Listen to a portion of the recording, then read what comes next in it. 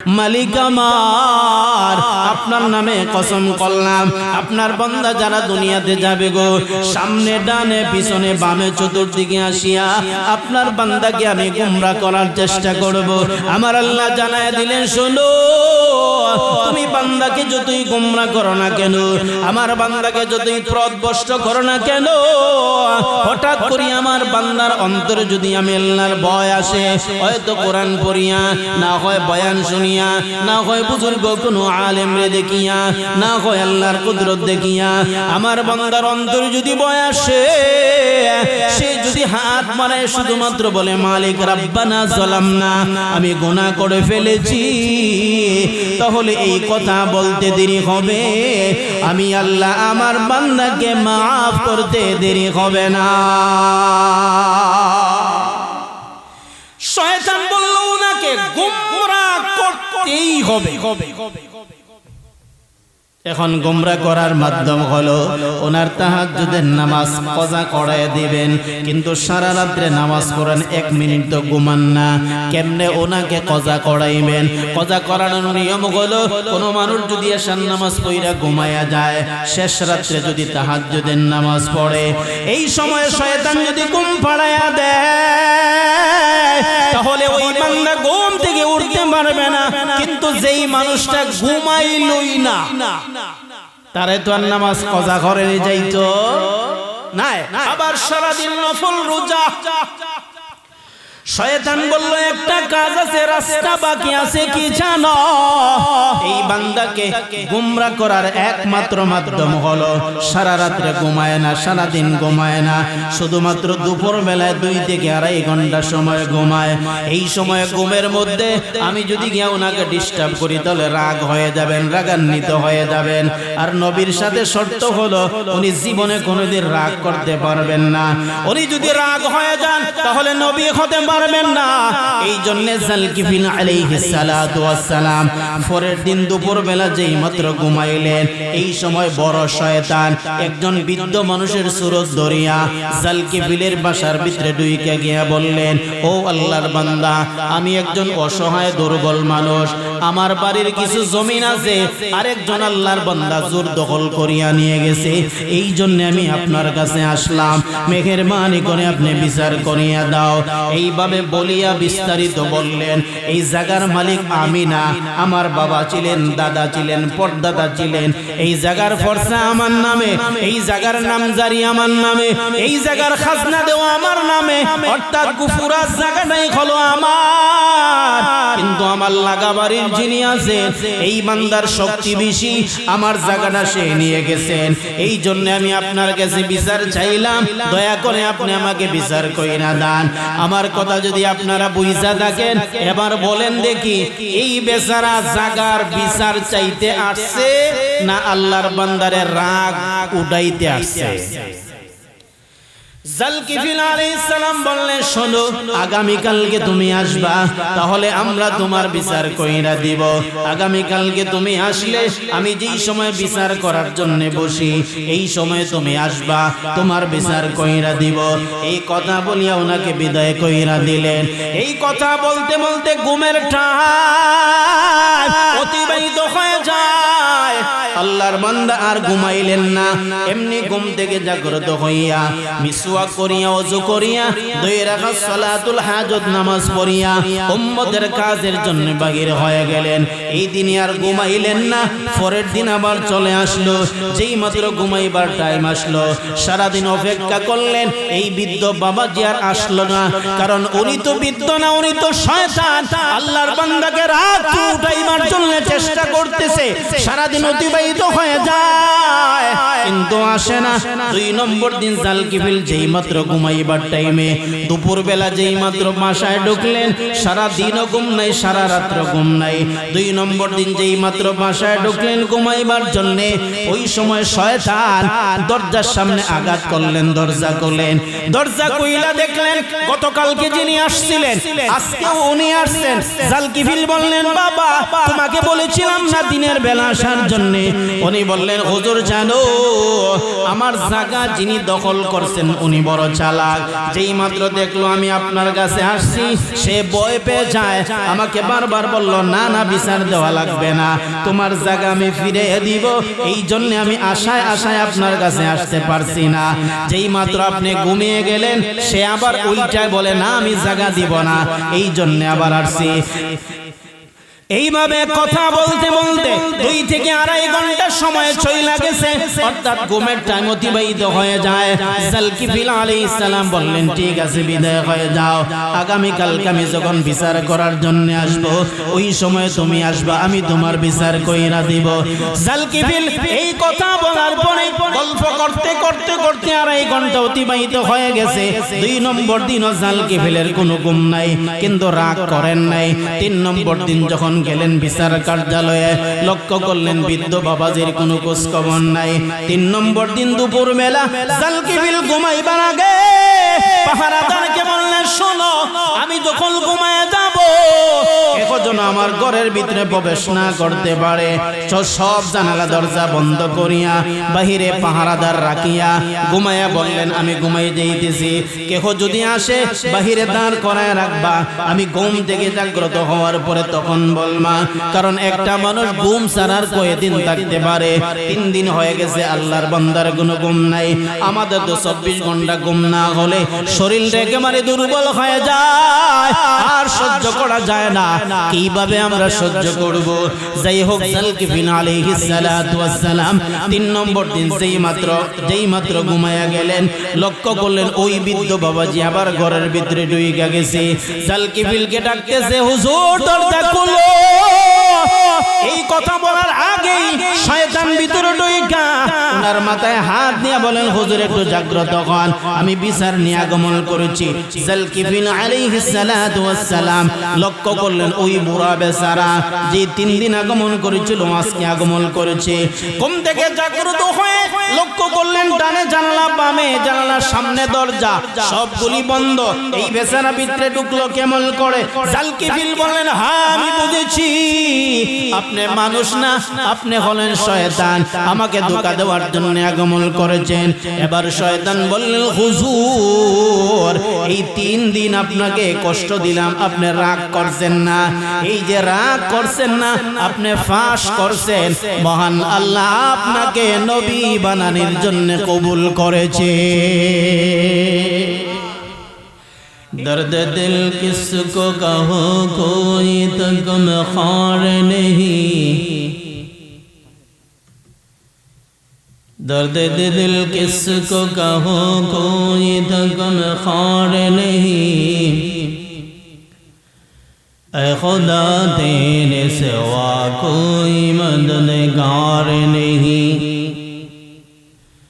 ऐ खुदा तेरे सिवा कोई मददगार नहीं, अज़ खौफ खुदा दिल में नहीं गैरत ईमान, अज़ खौफ खुदा दिल में नहीं गैरत ईमान, हम कैसे मुसलमान हैं, हम कैसे मुसलमान, हम कैसे मुसलमान हैं, हम कैसे मुसलमान। दुनिया के हमें फिक्र है उक़बा का नहीं जान, हम कैसे मुसलमान हैं, हम कैसे मुसलमान, हम कैसे मुसलमान हैं, हम कैसे मुसलमान। अल्हम्दुलिल्लाह। शांतिपुर जामे मस्जिद শিমুলতলা নোয়াগাঁও কোম্পানিগঞ্জ এর উদ্যোগে আয়োজিত আজকের ওয়াজ মাহফিলে শেষ অধিবেশনের শ্রদ্ধাভাজন সম্মানিত সভাপতি সাহেব, দিগর হযরত উলামায়ে কেরাম, মুরব্বিয়ানে ইজাম, আয়োজনকারী সম্মানিত যুবক ভাই, অর্ধরাত্রিতে বাসাতে বাড়িতে অবস্থানরত সম্মানিত মা বোন, সর্বপ্রথম আল্লাহ রাব্বুল আলামিনের দরবারে শুকর আদায় করেছি যে আহকামুল হাকিমিন রাব্বুল আলামিন অত্যন্ত দয়া করে দিনের শুরু থেকে এই পর্যন্ত আমাদের সকলকে উম্মতের উলামায়ে কেরামের জবান থেকে কোরআন ও হাদিসের আলোচনা শোনার তৌফিক দিয়েছেন। আলহামদুলিল্লাহ। আল্লাহ তাআলা আমরা যে আলোচনা শুনেছি সকল আলোচনার উপর আল্লাহ যেন বোঝা এবং আমল করার তৌফিক দান করেন, আমিন বলেন। আমি এই মুহূর্তে অল্প সময় আপনাদের সামনে পবিত্র কোরআনের ছোট্ট একখানি আয়াত আপনাদের সামনে তেলাওয়াত করেছি। নবী করিম সাল্লাল্লাহু আলাইহি ওয়াসাল্লামের অসংখ্য হাদিস মুবারক থেকে সহিহ মুসলিম শরীফের একখানা হাদিস আমি আপনাদের সামনে পেশ করেছি। আয়াতের সারমর্ম হলো আল্লাহ তাআলা তিনজন নবীর ইতিহাস আলোচনা করে বলেছেন এই তিনজন নবী ধৈর্যশীল বান্দাদের অন্তর্ভুক্ত ছিলেন। আল্লাহ বলেন ওয়া ইসমাঈল ওয়া ইদরিস ওয়া যাল কিফলি কুল্লুম মিনাস সাবিরিন। ইসমাঈল, ইদ্রিস এবং জাল কিফিল তিনজনই নবী ছিলেন। এই তিন নবী ধৈর্যশীল বান্দাদের অন্তর্ভুক্ত ছিলেন। সারমর্ম হইল এই তিনজন নবী ভালো মানুষ ছিলেন। আল্লাহ তাআলা পবিত্র কোরআনে প্রায় 25 জন নবীর কথা আলোচনা করেছেন। এক এক নবী থেকে এক একটি শিক্ষা উম্মতকে আল্লাহ দিয়েছেন। এই তিনজন নবীর ইতিহাস আলোচনা করে আল্লাহ বলেন তিনজন ভালো ছিলেন, ধৈর্যশীল বান্দাদের অন্তর্ভুক্ত ছিলেন। আল্লাহ সার্টিফিকেট দিলেন এর ভালো মানুষ ছিলেন। এই জন্য আল্লাহ রাসূল বলেন আমার উম্মতের কোনো মানুষ যদি মারা যায়, মৃত্যুবরণ করে, আর মহল্লার এলাকার মাত্র 2 জন মানুষ অন্তর দিয়া যদি সাক্ষী দেয় যে এই ব্যক্তি ভালো লোক ছিল, তাহলে 2 জন মানুষের সাক্ষীর কারণে আল্লাহ তাআলা এই মৃত ব্যক্তিকে মাফ করে দিবেন। তাহলে আমাদের দায়িত্ব হলো আমাদের জিন্দেগিটা আমরা যে যে এলাকায় বাস করি, বসবাস করি না কেন, আমাদের জীবনটা যেন এমন হয় যে আমাদের চলাফেরার উপর এলাকার বেশি না অন্তত 2 জন মানুষ যেন সাক্ষী দেয় লোকটা ভালো ছিল। এমন জীবন কি আমরা অর্জন করতে পারবো না? এই 3 নবী থেকে মাত্র একজন নবীর কথা বলেই আমি আমার আলোচনা শেষ করব, যেহেতু দীর্ঘ রাত। জালকিফিল আলাইহিস সালাতু ওয়াস সালাম উনি আরেক নবীর উম্মত ছিলেন। যেই নবীর উম্মত ছিলেন এই নবীর একদম শেষ বয়সে ওনার সমস্ত উম্মতকে জমা করে বললেন যে আমি মনে হয় বেশি দিন থাকবো না, আমার দায়িত্ব আদায় কে করতে পারবা? তবে যিনি দায়িত্ব আদায় করবেন শর্ত হলো 3টা। এই 3টা শর্ত ওনাকে পালন করতে হবে। প্রথম নম্বর হলো উনি সারা জীবন তাহাজ্জুদের নামাজ পড়তে হবে। 2 নম্বর হলো সারা জীবন নফল রোজা রাখতে হবে। 3 নম্বর হলো উনি জীবনে কোনোদিন কাহার উপর রাগ করতে পারবেন না, গুসা করতে পারবেন না। 3টা শর্ত। প্রথম নম্বর সারা জীবন তাহাজ্জুদের নামাজ পড়তে হবে। তাহাজ্জুদের নামাজ অদ্ভুত এক নামাজ। সারা দিন মানুষ ব্যবসা বাণিজ্য করে, চাকরি বাকরি করে, নিজের হালাল রুজি রোজগার করে, গভীর রজনী মানুষ ঘুম যায়। এই সময়ের ঘুম বড় ভালো লাগে।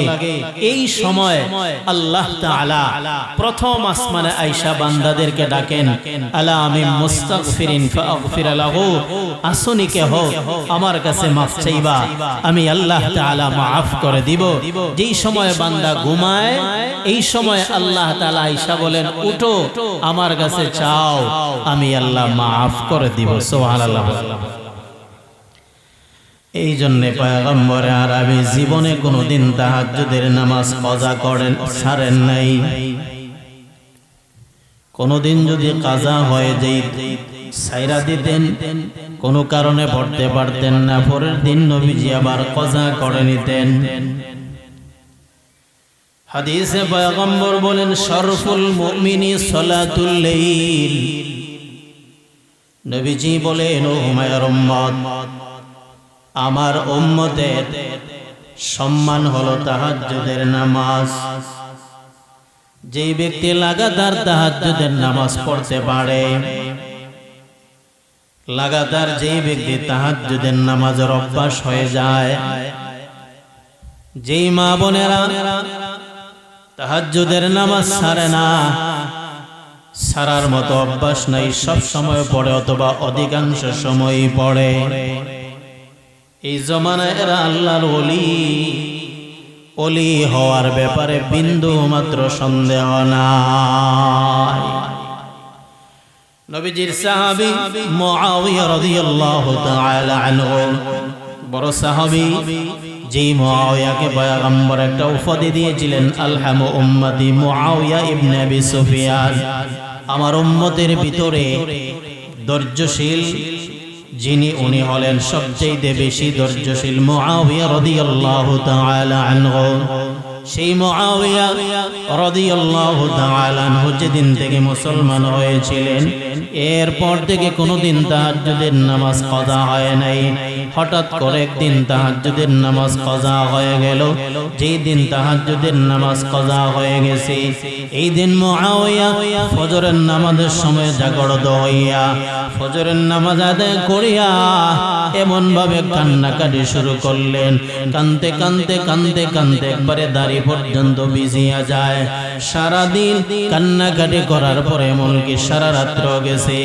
পরের দিন তাহাজ্জুদের নামাজের সময় আসার পরে মুআবিয়া রাদিয়াল্লাহু তাআলা আনহু লক্ষ্য করলেন, কে জানি ওনার মাথার পাশে আসিয়া বলতেছেন, ও আল্লাহর বান্দা ওঠো, ও মুআবিয়া ঘুম থেকে জাগ্রত হও, তাহাজ্জুদের নামাজ পড়ার জন্য ওঠো।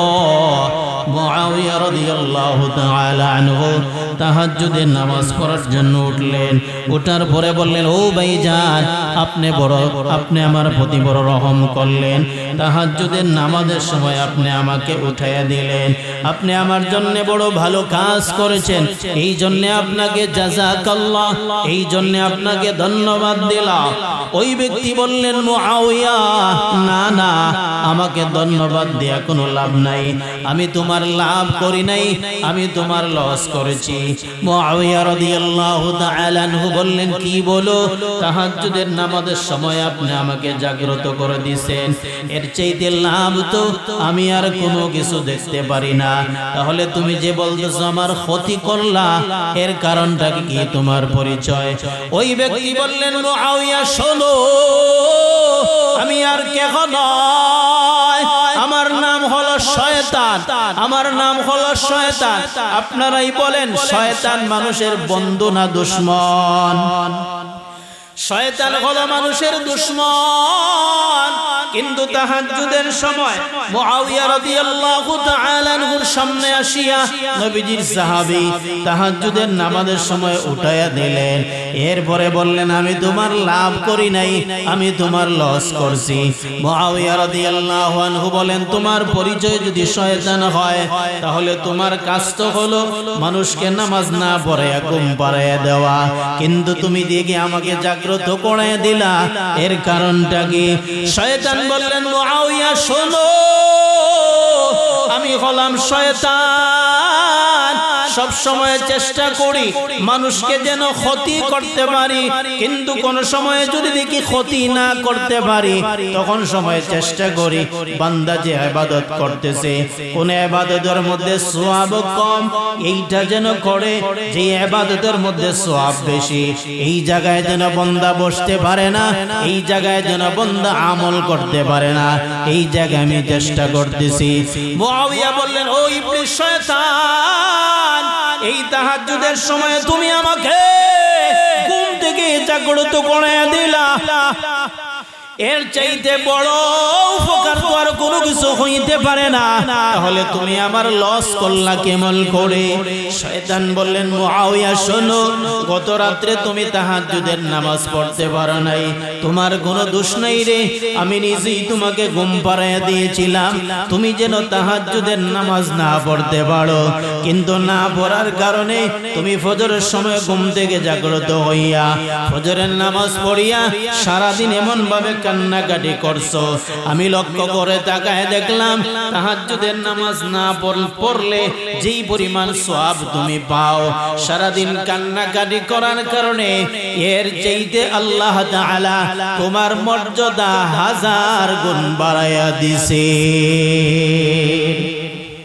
এই জন্য তোমাকে জাগ্রত করাইয়া দিলাম, তুমি যেন আবার তাহাজ্জুদের নামাজ মিস না হইয়া যায়। কারণ আজকে যদি মিস হইয়া যায় আগামী কালকে এমন কান্নাকাটি করবা তোমার মর্যাদা এর চাইতে আরো একটু বাড়বে। এই জন্য আমি টেনশন কইরা দেখলাম ওনাকে তাহাজ্জুদের নামাজ মিস করানো যাবে না। এই জন্য আমার পয়গম্বর বলেন, শরফুল মুমিনে সলাতুল লাইল, মুমিনের সম্মান হলো তাহাজ্জুদের নামাজ পড়া।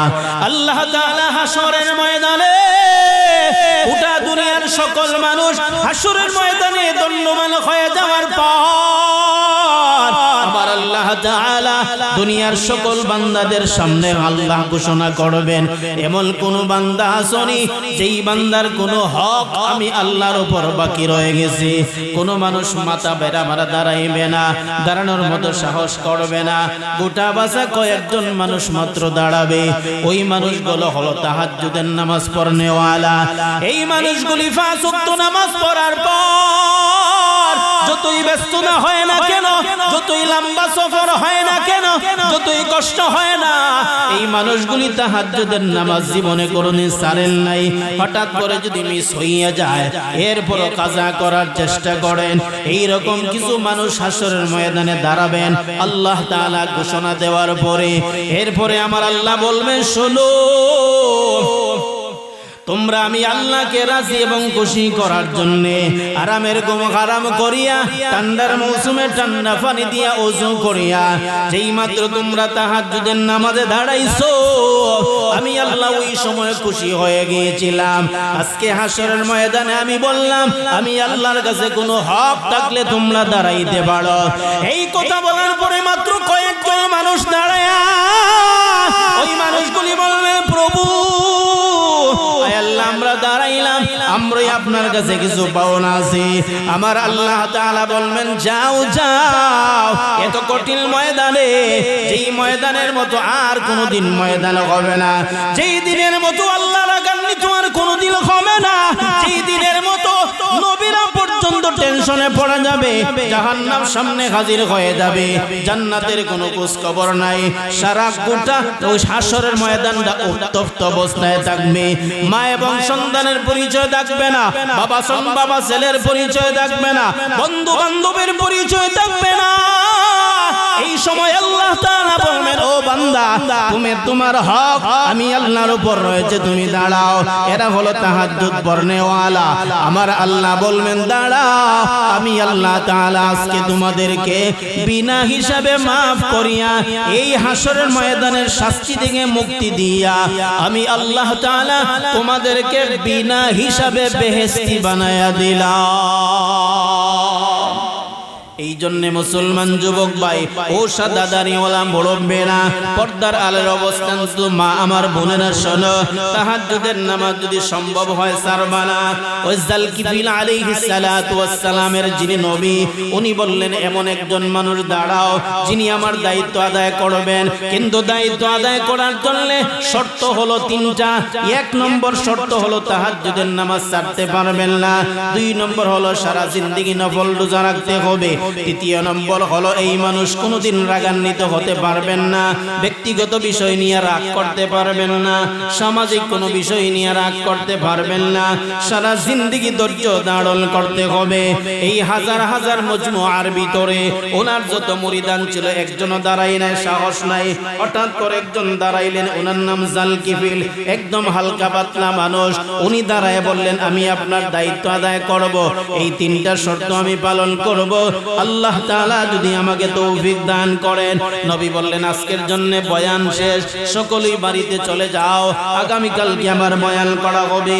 আগামীকালকে নবীর বয়ান শোনার জন্য ওনার সমস্ত উম্মতরা হাজির হয়ে গেল। বয়ান করার পরে বললেন আমি মনে হয় বাঁচবো না, এই জন্য আমার দায়িত্ব আদায় করার জন্য এমন একজন দাঁড়াও যিনি আমার দায়িত্ব আদায় করতে পারবেন। কিন্তু দায়িত্ব আদায় করার জন্য শর্ত হলো তিনটা। প্রথম নম্বর তাহাজ্জুদের নামাজ পড়তে হবে সারা জিন্দেগি। 2 নম্বর সারা জিন্দেগি নফল রোজা রাখতে হবে। 3 নম্বর কোনোদিন রাগ করা যাবে না। ও মুসলমান যুবক ভাইয়েরা আমার, একজন মানুষ দাঁড়াইলেন, উনি জালকিফিল আলাইহিস সালাতু ওয়াস সালাম। নবী ওনাকে দেখে হালকা দুর্বল মানুষ, বললেন আজকের জন্য ওয়াজ শেষ, আগামীকালকে আবার বয়ান হবে। 3 নম্বর দিন বয়ান শোনার জন্য মহিলারা পর্যন্ত হাজির হয়ে গেছেন নবীর শেষ বয়ান। হয়তো আর কোনোদিন নবীকে আমরা দেখব না, নাও পাইতে পারি। নবী বয়ান করার পরে বললেন আমার দায়িত্ব আদায় করার জন্য একজন দাঁড়াও, কিন্তু যিনি দাঁড়াবা ওনাকে 3টা শর্ত আদায় করতে হবে। প্রথম নম্বর হলো সারা জিন্দেগি তাহাজ্জুদের নামাজ পড়তে হবে। 2 নম্বর হলো সারা জিন্দেগি নফল রোজা রাখতে হবে। 3 নম্বর হলো জীবনে কখনো রাগ করা যাবে না। ওই একজন মানুষই দাঁড়াইলেন হালকা পাতলা, ওনার নাম হলো জালকিফিল। 3 নম্বর দিন আল্লাহর বান্দা দাঁড়ানোর পর নবী বললেন আজ থেকে তুমি দায়িত্ব আদায় করা শুরু করো। নির্ধারিত সময় দিয়ে দিলেন। এই দায়িত্ব আদায় যখন শেষ হবে তখন তোমাকে নবুয়তি দেওয়া হবে, আমি নবীর দায়িত্ব তোমার কাছে দেওয়া হবে। জালকিফিল আলাইহিস সালাতু ওয়াস সালাম বললেন আমার জন্য আপনি দোয়া করেন, আমি আজ থেকে আমল শুরু করে দিলাম। জালকিফিল আলাইহিস সালাতু ওয়াস সালাম আমল করার জন্য বাসায় শুইলা গেলেন। সারা রাত্রে নফল নামাজ অর্থাৎ তাহাজ্জুদের নামাজ পড়েন, সারা দিন আবার রোজা রাখেন, ঘুম নাই 24 ঘন্টার ভিতরে। শুধুমাত্র জোহরের নামাজের আগে কায়লুলার সময় 1 থেকে 2.5 ঘন্টা সময় ঘুমান। এত লম্বা টাইম উম্মতের খেদমত করেন, আমল করেন, আমাদের ঘুম বেশি। নবীজির সাহাবী ওমর ইবনুল খাত্তাব রাদিয়াল্লাহু তাআলা আনহু 10 বছর রাষ্ট্রীয় দায়িত্ব আদায় করেছেন। এই 10 বছরের ভিতরে ওমর রাদিয়াল্লাহু আনহু কোনদিন 5 ঘন্টা ঘুমাইছেন না। প্রতিদিন 1 থেকে 1.5 ঘন্টা ঘুমাইয়া বাকি 22 থেকে 22.5 ঘন্টা উম্মতের ফিকিরে, উম্মতের খেদমতে কাটায়া দিতেন। জোরে সুবহানাল্লাহ। উনি বললেন ঠিক আছে, দায়িত্ব আদায় করার জন্য যাও। জালকিফিল আলাইহিস সালাতু ওয়াস সালাম দায়িত্ব আদায় করার জন্য বাসায় যায়। সারা রাত্রে নফল নামাজ পড়িয়া আবার সারা দিন রোজা রাখিয়া ঠিক দুপুরের সময় বাসায় ঢুইকা 1 থেকে 1.5 ঘন্টা সময় ঘুমাইবেন। এই সময় শয়তান পরামর্শ করল এই মানুষটাকে কিভাবে রাস্তা থেকে আউট করা যায়, কারণ উনি যদি শর্ত পালন করেন তাহলে নবী হয়ে যাবেন, আর নবী হয়ে গেলে আমার যে চেষ্টা এটা বিফল হয়ে যাবে, আমি শয়তান পাশ করতে পারবো না, আমার জিন্দেগি বরবাদ হয়ে যাবে। ও মুসলমান যুবক শোনো, এই কথা বলার পর শয়তান বললেন, সকলকে নিয়ে পরামর্শ করা বসলেন। শয়তানের সেলাসা মুন্ড যারা আছেন সকলকে নিয়ে পরামর্শ করলেন এই মানুষটাকে কিভাবে ওনার শর্ত থেকে বিচ্যুতি ঘটানো যায়, আমলের মধ্যে গাফলতি ঘটানো যায়, উনি যেন শর্ত পালন না করতে পারে। কারণ শর্ত পালন না করলে উনি আর নবী হতে পারবেন না, কিন্তু শর্ত পালন করলে উনি নবী হয়ে যাবেন। এই কথা বলার পরপরই শয়তানের যারা সেলাসা মুন্ড আছে এক বাক্যে সকলেই বললেন, ও আমাদের সর্দার, ওনাকে আমরা বহু চেষ্টা করেছি কিন্তু না, ওনাকে আমরা পিচ্ছিল করতে পারি না, রাস্তা থেকে নামাইতে পারি না। উনি এত মজবুত, আমল করার বেলায় এত মজবুত। আমার আল্লাহ তাআলা পবিত্র কোরআন নিজেই জানায় দিয়েছেন, শয়তান যেদিন বিতাড়িত হয়ে গেল এই দিন শয়তান আল্লাহ তাআলার সামনে কসম করিয়া বললেন, মালিক আমার, আপনার নামে কসম করলাম, আপনার বান্দা যারা দুনিয়াতে যাবে গো, সামনে ডানে পিছনে বামে চতুর্দিকে আসিয়া আপনার বান্দাকে আমি গোমরাহ করার চেষ্টা করব। আমার আল্লাহ জানায় দিলেন, শোনো, তুমি বান্দাকে যতই গোমরাহ করো না কেন, আমার বান্দাকে যতই পথভ্রষ্ট করো না কেন, হঠাৎ হঠাৎ করে আমার বান্দার অন্তরে যদি আমি আল্লাহর ভয় আসে, হয়তো কোরআন পড়িয়া, না হয় বয়ান শুনিয়া, না হয় বুজুর্গ কোনো আলেম রে দেখিয়া, না হয় আল্লাহর কুদরত দেখিয়া আমার বান্দার অন্তরে যদি ভয় আসে, সে যদি হাত মারায় শুধুমাত্র বলে মালিক রাব্বানা যালামনা, আমি গুনাহ করে ফেলেছি, তাহলে এই কথা বলতে দেরি হবে, আমি আল্লাহ আমার বান্দাকে মাফ করতে দেরি হবে না। শয়তান বলল ওনাকে গোমরাহ করতেই হবে। এখন গোমরাহ করার মাধ্যম হলো ওনার তাহাজ্জুদের নামাজ কজা করায় দিবেন, কিন্তু সারা রাত্রে নামাজ পড়েন, 1 মিনিট তো ঘুমান না, কেমনে ওনাকে কজা করাইবেন? কজা করানোর নিয়ম হলো কোনো মানুষ যদি এশার নামাজ পড়া ঘুমায়া যায়, শেষ রাত্রে যদি তাহাজ্জুদের নামাজ পড়ে, এই সময় শয়তান যদি ঘুম পাড়ায়া দেয়, তাহলে ওই বান্দা ঘুম থেকে উঠতে পারবে না। কিন্তু যেই মানুষটা ঘুমাইলই না, তারে তো আর নামাজ কজা করে যাইতো না, আবার সারাদিন নফল রোজা। শয়তান বলল একটা কাজ আছে, রাস্তা বাকি আছে, কি জানো? এই বান্দাকে গোমরাহ করার একমাত্র মাধ্যম হলো সারা রাত্রে ঘুমায় না, সারা দিন ঘুমায় না, শুধুমাত্র দুপুর বেলায় 2 থেকে 2.5 ঘন্টা সময় ঘুমায়। এই সময় ঘুমের মধ্যে আমি যদি গিয়ে ওনাকে ডিস্টার্ব করি, তাহলে রাগ হয়ে যাবেন, রাগান্বিত হয়ে যাবেন। আর নবীর সাথে শর্ত হলো উনি জীবনে কোনোদিন রাগ করতে পারবেন না। উনি যদি রাগ হয়ে যান, তাহলে নবী হতে পারবেন না।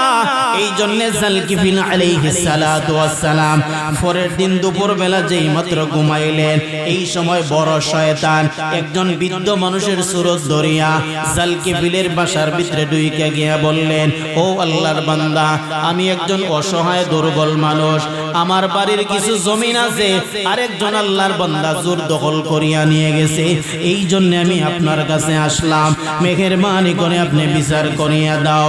এইভাবে বলিয়া বিস্তারিত বললেন। এই জায়গার মালিক আমি না, আমার বাবা ছিলেন, দাদা ছিলেন, পরদাদা ছিলেন, এই জায়গার ফরসা আমার নামে, এই জায়গার নামজারি আমার নামে, এই জায়গার খাজনা দেওয়া আমার নামে, অর্থাৎ পুরা জায়গাটাই হলো আমার। কিন্তু আমার লাগা বাড়ির যিনি আছেন, এই বান্দার শক্তি বেশি, আমার জায়গাটা সে নিয়ে গেছেন, এই জন্য আমি আপনার কাছে বিচার চাইলাম, দয়া করে আপনি আমাকে বিচার কইরা দেন। আমার কথা যদি আপনারা বুঝা থাকেন, এবার বলেন দেখি, এই বেচারা জাগার বিচার চাইতে আসছে না আল্লাহর বান্দারে রাগ উঠাইতে আসছে? জালকিফিল আলাইহিস সালাম বললেন, শোনো, আগামী কালকে তুমি আসবা, তাহলে আমরা তোমার বিচার কইরা দিব। আগামী কালকে তুমি আসলে আমি যেই সময় বিচার করার জন্য বসি, এই সময় তুমি আসবা, তোমার বিচার কইরা দিব। এই কথা বলিয়া ওনাকে বিদায় কইরা দিলেন। এই কথা বলতে বলতে ঘুমের টাইম অতিবাহিত হয়ে যায়। আল্লাহর বান্দা আর ঘুমাইলেন না, এমনি ঘুম থেকে জাগ্রত হইয়া মিসওয়াক করিয়া, ওযু করিয়া, 2 রাকাত সালাতুল হাজত নামাজ পড়িয়া উম্মতের কাজের জন্য বাহির হয়ে গেলেন। এই দিন আর ঘুমাইলেন না। পরের দিন আবার চলে আসলো, যেই মাত্র ঘুমাইবার টাইম আসলো, সারা দিন অপেক্ষা করলেন, এই বৃদ্ধ বাবাজি আর আসলো না, কারণ উনি তো বৃদ্ধ না, উনি তো শয়তান। আল্লাহর বান্দাকে রাত উঠাইবার জন্য চেষ্টা করতেছে, সারা দিন অতিবাহিত হয়ে যায়, কিন্তু আসে না। 2 নম্বর দিন জালকিফিল যেই মাত্র ঘুমাইবার টাইমে, দুপুর বেলা যেই মাত্র বাসায় ঢুকলেন, সারা দিনও ঘুম নাই, সারা রাত্র ঘুম নাই। 2 নম্বর দিন যেই মাত্র বাসায় ঢুকলেন ঘুমাইবার জন্য, ওই সময় শয়তান দরজার সামনে আঘাত করলেন, দরজা করলেন, দরজা কইলা দেখলেন গতকালকে যিনি আসছিলেন আজকে উনি আসছেন। জালকিফিল বললেন, বাবা, তোমাকে বলেছিলাম না দিনের বেলা আসার জন্য? উনি বললেন, হুজুর জানো, আমার জায়গা যিনি দখল করছেন উনি বড় চালাক, যেই মাত্র দেখলো আমি আপনার কাছে আসছি, সে ভয় পেয়ে যায়, আমাকে বারবার বলল, না না, বিচার দেওয়া লাগবে না, তোমার জায়গা আমি ফিরে দিব, এই জন্য আমি আশায় আশায় আপনার কাছে আসতে পারছি না। যেই মাত্র আপনি ঘুমিয়ে গেলেন, সে আবার উল্টায় বলে, না আমি জায়গা দিব না, এই জন্য আবার আসছি। এইভাবে কথা বলতে বলতে 2 থেকে 2.5 ঘন্টা সময় চলে গেছে, অর্থাৎ ঘুমের টাইম অতিবাহিত হয়ে যায়। জালকিফিল আলাইহিস সালাম বললেন, ঠিক আছে বিদায় হয়ে যাও, আগামী কালকে আমি যখন বিচার করার জন্য আসব ওই সময় তুমি আসবা, আমি তোমার বিচার কইরা দিব। জালকিফিল এই কথা বলার পরে গল্প করতে করতে করতে 2.5 ঘন্টা অতিবাহিত হয়ে গেছে।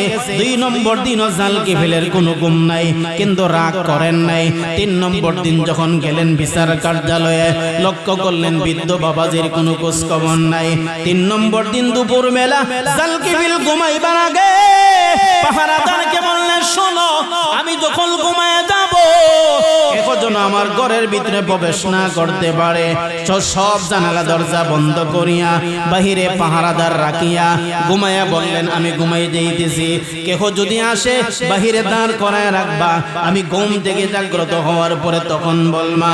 কারণ একটা মানুষ ঘুম ছাড়ার কয়দিন থাকতে পারে? 3 দিন হয়ে গেছে আল্লাহর বান্দার কোনো ঘুম নাই। আমাদের তো 24 ঘন্টা ঘুম না হলে শরীর একেবারে দুর্বল হয়ে যায়, আর সহ্য করা যায় না। কিভাবে আমরা সহ্য করব? যাই হোক, জালকিফিল আলাইহিস সালাতু ওয়াস সালাম 3 নম্বর দিন যেই মাত্র ঘুমায়া গেলেন, লক্ষ্য করলেন ওই বৃদ্ধ বাবাজি আবার ঘরের ভিতরে ঢুইকা গেছে। জালকিফিলকে ডাকতেছে, হুজুর দরজা খুলো। এই কথা বলার আগেই শয়তান ভিতরে ঢুইকা ওনার মাথায় হাত দিয়ে বলেন, হুজুর একটু জাগ্রত হন, আমি বিচার নিয়ে আগমন করেছি। জালকিফিল আলাইহিস সালাতু ওয়াস সালাম লক্ষ্য করলেন ওই বুড়া বেচারা যে 3 দিন আগমন করেছিল আজকে আগমন করেছে। ঘুম থেকে জাগ্রত হয়ে লক্ষ্য করলেন ডানে জানালা, বামে জানালা, সামনে দরজা, সবগুলি বন্ধ। এই বেচারা ভিতরে ঢুকলো কেমন করে? জালকিফিল বললেন, হ্যাঁ আমি বুঝেছি, আপনি মানুষ না, আপনি হলেন শয়তান, আমাকে ধোঁকা দেওয়ার জন্য আগমন করেছেন। এবার শয়তান বললেন, হুজুর এই 3 দিন আপনাকে কষ্ট দিলাম, আপনি রাগ করছেন না?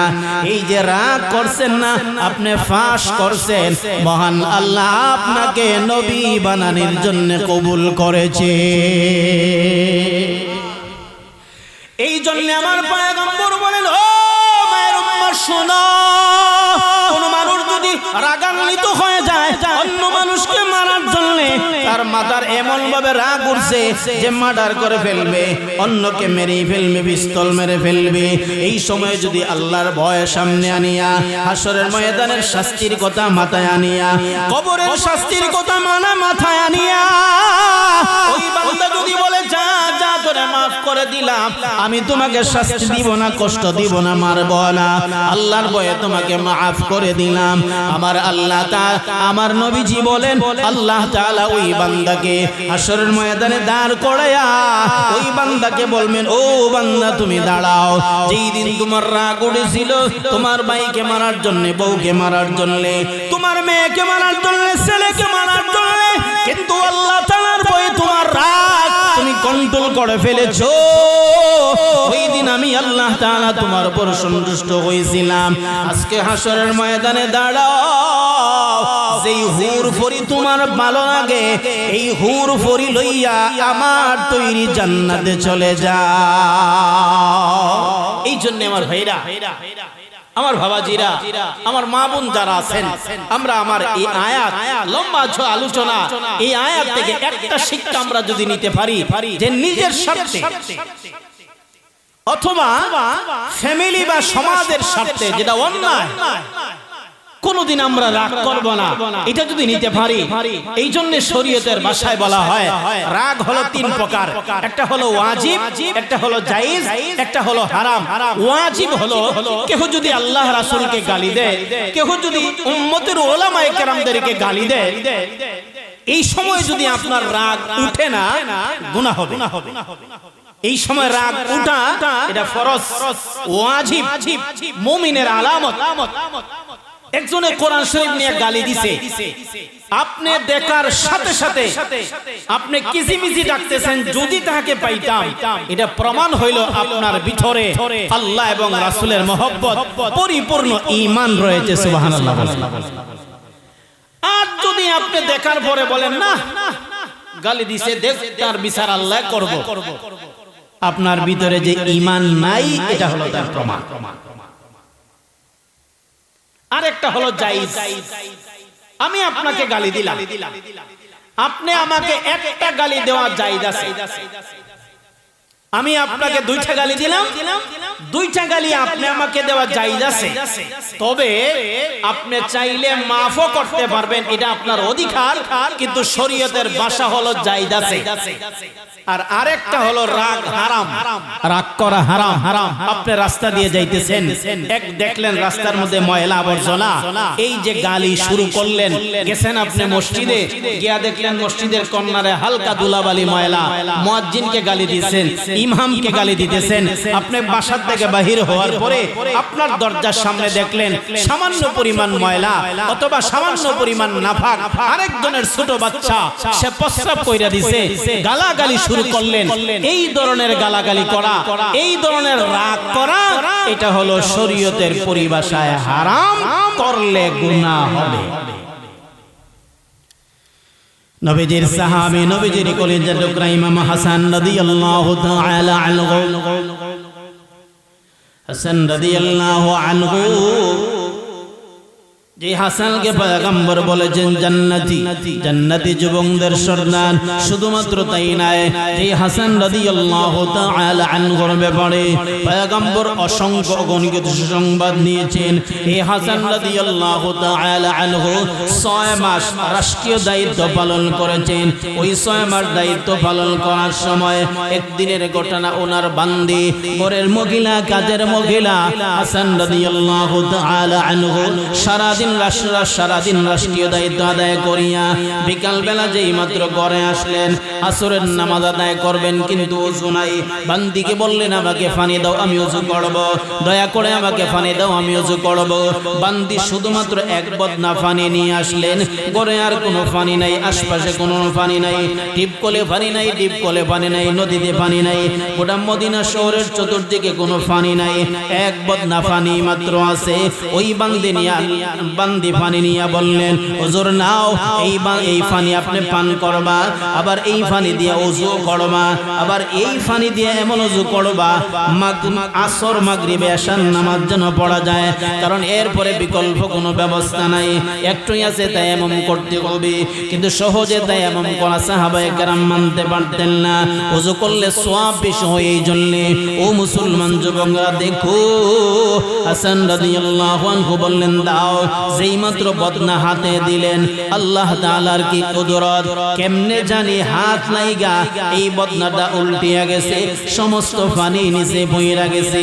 হাসান রাদিয়াল্লাহু আনহু রাগান্বিত হয়ে গেলেন, ওনাকে মারার জন্য উপক্রম হলেন।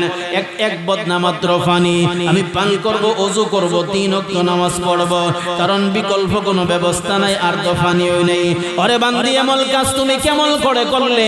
আসলে ইচ্ছা কইরা করেন না, এমনি হইরা গেছে। এমন ঘটনা আমাদের ঘরে হরহর ঘটে, এমন ঘটনা আমাদের সমাজে হরহর ঘটে যায়। যুবক ভাইরা শোনো, এমন ঘটনা আমাদের সমাজে বারবার ঘটে যায়। স্বামী যদি বিবিকে পানি দেয়, হঠাৎ করে পানি পইড়া গেছে, তরকারি দেওয়ার পরে মাঝে মাঝে লবণ হয় না, ভাত দেওয়ার পরে মাঝে মাঝে এমন ভাত দেয় চাউলের মতো হইয়া যায়। এই সময় আমরা পিটাই মারে, গালাগালি করি, এরপরে বলি এত সুখে না কার পরে যেহেতু সম্ভব হয় না, 3 তালাক দিয়া তোমাকে আমি বিদায় করে দিব।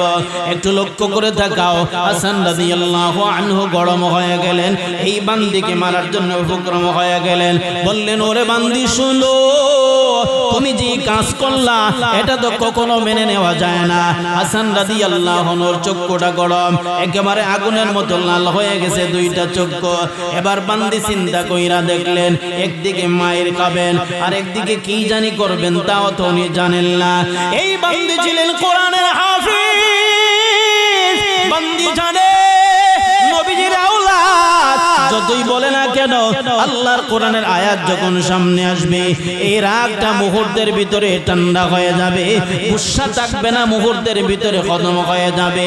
ওই বান্দি কি করলেন? হাসান রাদিয়াল্লাহু আনহুর গুসাটা ঠান্ডা করার জন্য পবিত্র কোরআনের একটি আয়াত তেলাওয়াত করিয়া বলেন, আল্লাহ তাআলা জানায় দিয়েছেন ওয়াল কাদিমিনাল গায়জ, যে মানুষগুলি নিজের স্বার্থের জন্য নিজের রাগরে কন্ট্রোল করে, 2 নম্বর রাগ কন্ট্রোল করে না, এরপরে যাহার উপর রাগান্বিত হয়েছিল ওনাকে মাফ করিয়া দে।